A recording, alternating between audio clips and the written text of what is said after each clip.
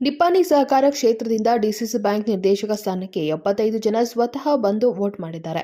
ಗೆಲುವು ನಿಶ್ಚಿತ. ಇದೇ ಮತ ಎಣಿಕೆ ಆದ ಮೇಲೆ ಗೊತ್ತಾಗುತ್ತೆ ಎಂದು ಮಾಜಿ ಸಂಸದ ಅಣ್ಣಾಸಾಹೇಬ್ ಜೊಲ್ಲೆ ಹೇಳಿದರು. ಭಾನುವಾರ ಬೆಳಗಾವಿಯಲ್ಲಿ ಸುದ್ದಿಗಾರರೊಂದಿಗೆ ಮಾತನಾಡಿದ ಅವರು, ರಾಜಕಾರಣದಲ್ಲಿ ಟಾರ್ಗೆಟ್ ಮಾಡೋರು ಇರೋದೇ. ಜಾರಕಿಹೊಳಿ ಜೊತೆಗೆ ಸಂಬಂಧ ಕೆಡಿಸಲು ಏನೇನೋ ಮಾತನಾಡಿದ್ದಾರೆ.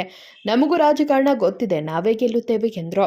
7 ಚುನಾವಣೆಯಲ್ಲಿ ನಿಪ್ಪಾಣಿ, ಬೈಲಹೊಂಗಲ, ಕಿತ್ತೂರು, ಹುಕ್ಕೇರಿ ರಿಸಲ್ಟ್ ಬರುವುದಿಲ್ಲ, ಅಧಿಕೃತವಾಗಿ ಘೋಷಣೆ ಆಗುವುದಿಲ್ಲ.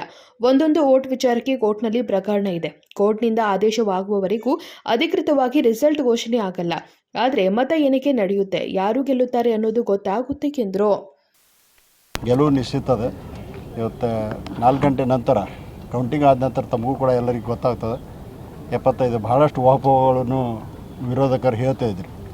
ಈ ಗುಂಪಿನಿಂದ ಜಗಳಾಡಿ ಹೋಗಿದ್ದಾರೆ, ಆ ಗುಂಪಿನಿಂದ ಜಗಳಾಡೋದು. ಯಾರೂ ಜಗಳಾಡಿಲ್ಲ, ಯಾರೂ ಏನಿಲ್ಲ.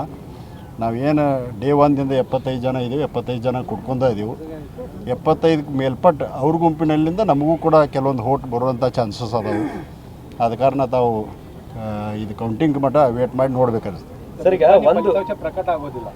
ಹಾಂ, ಪ್ರಕಟ ಆಗೋದು. ಈಗ 4 ಪ್ರಕಟ, ಇವತ್ತು 7 ಏನು ಇಲೆಕ್ಷನ್ ಆಗಿದಾವೆ, ಅದರಲ್ಲಿ 4ರಲ್ಲಿ ಪ್ರಕಟ ಆಗೋದಿಲ್ಲ.